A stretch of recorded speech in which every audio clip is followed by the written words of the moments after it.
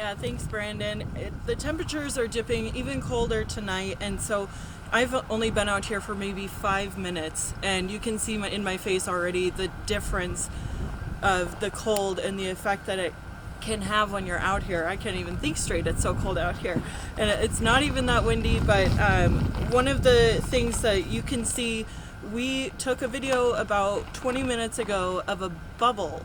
And when we tried to take a video of this bubble just to see how long it would take for it to freeze, you can see it in this video where it is solid and it just breaks as soon as you touch it. And I also had the chance to speak with City County Health Department to discuss the things that you should look out for when you're out in these temperatures. When it comes to children and some adults with certain health conditions like asthma or COPD, you may need to take extra steps to stay safe. If you're able to, wear a mask or a scarf over your face so that it'll help warm the air before it enters your lungs. Or if dry air bothers you, then you can also use a humidifier when you're indoors. Avoid being outside for too long and avoid secondhand smoke, especially for children. The nurses at the City County Health Department also advise to make sure that skin is covered and to keep an eye out for warning signs of frostbite or hypothermia.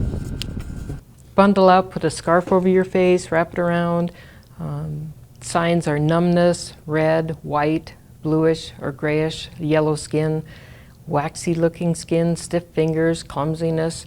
If you have a rescue inhaler or albuterol, use that about 15 minutes before you go out into the cold air or before you go out and do any kind of exercise. If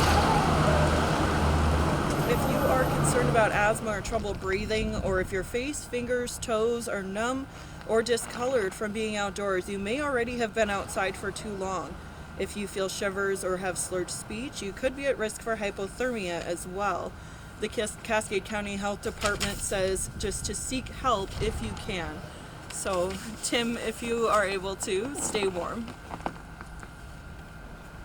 Good advice. Thanks a lot, Jen. Well, along with the health impacts, there is a concern for safety when it comes to kids getting to school. Superintendent Tom Moore with the Great Falls Public Schools says safety of students is their main focus when weather is like this, and they try to remain in constant communication with schools and parents.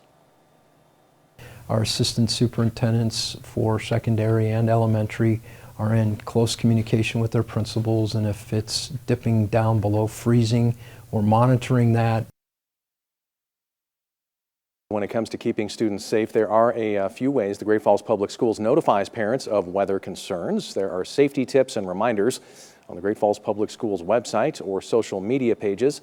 Big Sky Bus Line stays in communications with schools and parents if they will be running late, and GFPS uses emergency notifications that parents can sign up for. Superintendent Moore also says if any parent is concerned for the safety of their child, it's ultimately up to them if they decide to keep their children home. When it comes to weather concerns, absences are considered excused. You can find more on our website.